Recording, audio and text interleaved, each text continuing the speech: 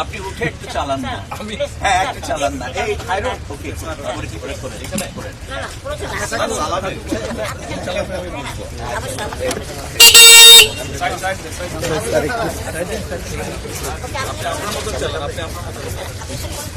আমি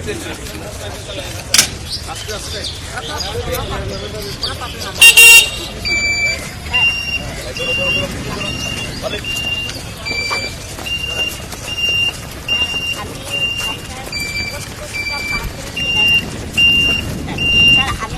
আপনি এখন আরো মানুষের জন্য কিভাবে বানাবেন?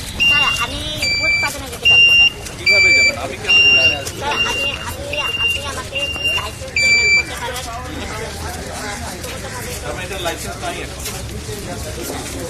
আপনার লাইসেন্স লাগবে, এটা তো রোডে চলবে, লোকাল রোডে বা আশে বা পাড়া মেইন রোডে তো আর এটা স্যার আমাদের যারা পার্সোনালিটির যত ডিটেলস আছে বর্তমানে এগুলা কিন্তু সব রুটে আর কি উপযুক্ত না, যেহেতু আমাদের গ্রামীণ অঞ্চলে একদমই স্যার পারফেক্টলি না, ঠিক আছে? এই জন্য এটা আপনার অনেক পারফেক্ট ভাবে আমরা ব্যবহার করতে পারি। হ্যাঁ বলতে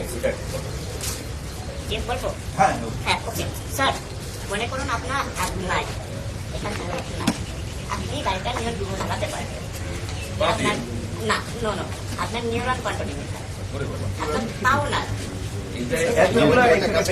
স্টিফেন হকিং যেভাবে টাইপ করা আছে কমপ্লিকেট করে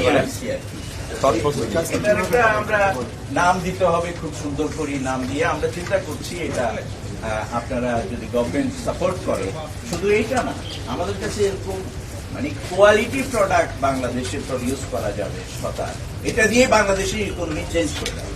আপনাকে আমি শুধু এটা জিজ্ঞেস করলাম যে কি হেল্প আমরা করতে পারি।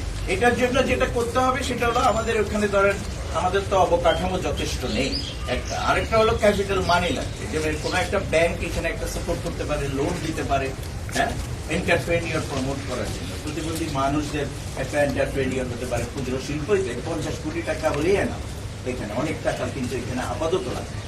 ভবিষ্যতে আবার আমাদের second phase, third phase, fourth ফেজে, কারণ এখানে ওর সাথে অনেকগুলা প্র্যাকটিক্যাল গবেষণা লোক লাগবে, অটোমোবাইল ইঞ্জিনিয়ার লাগবে, কিছু সাপোর্ট লাগবে, যারা এটাকে টোটাল একটা ইকুইপমেন্ট লাগবে, মেশিনারিজ লাগবে, এগুলা আপনি এটা তো একটা মোটামুটি আমরা কনসেপ্টটা প্রডিউস করলাম, ফর্মুলাটা আমাদের কাছে আছে, কিন্তু আমাকে এই টোটাল জিনিসটাকে যদি মার্কেটে নিতে হয়, এটা প্রোডাকশন স্পিরিটে তো বাড়াতে হবে।